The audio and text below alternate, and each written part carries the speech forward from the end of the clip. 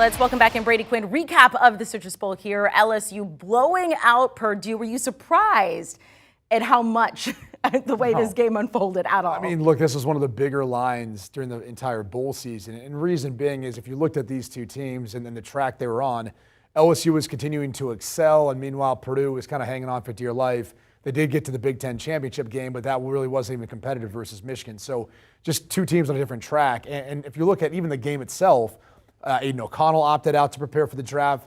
Their quarterback at Purdue, Charlie Jones, did their leading receiver, the Big Ten leading receiver. Their top tight end, Payne Durham. Two of their top defensive players as well opted out. And you've got a head coach that moved on to Louisville in Jeff Brom. So the bottom line is Purdue is just kind of in a state of transition right now.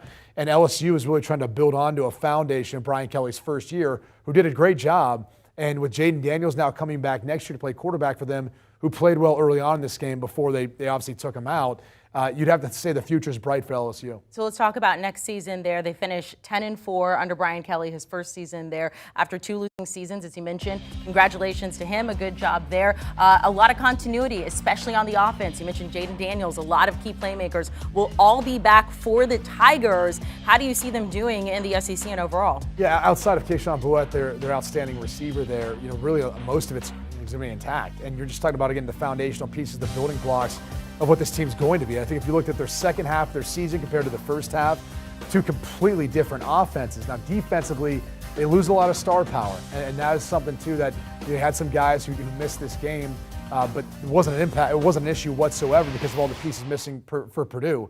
But they'll be able to recruit. Brian Kelly's a good football coach. He will be able to develop this group too to prepare for what is usually a gauntlet in the SEC West. But when you think about the top opponent you got to go up against, it's usually Alabama. Alabama loses Bryce Young, one of the best quarterbacks. I think Nick Saban might be the best he's ever had during his time at Alabama. Will Anderson is their top edge rusher, top defensive player. Jahmyr Gibbs is gone too. Alabama's recruited well. They'll reload. But you lose a special talent in Bryce Young. And so, moving forward, you have to think that LSU is going to be right in the thick of things moving forward in the SEC West. We saw those struggles with Alabama, even with all of those players there this season. So let's talk about Purdue. Look, it was a difficult situation coming into this. No Aiden O'Connell. They have an interim head coach. So next year, Ryan Walters taking. Well, Drew Brees was there, though. Drew Brees was just, He was there. He was there. He was there pumping him up. Saying, hey, good job, do this, maybe not.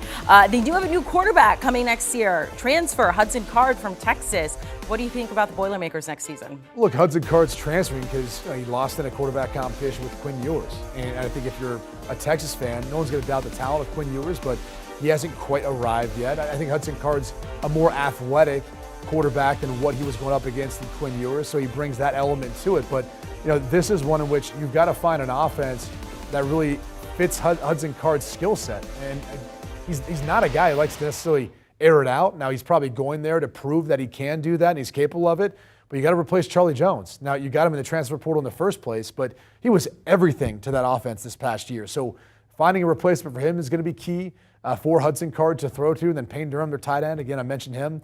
He was one of the top targets, red zone, third down in their passing game. So that's going to be another key piece they've got to figure out a way of replacing in order to be competitive. Brady Quinn, thank you so much. 1 week from tonight, we get the national championship. Brady Quinn occasionally pops on the Cover 3 podcast. That is your home for everything when it comes to college football. Latest episode talking about the wins for TCU and Georgia and taking a look ahead to those two teams going at it next Monday night.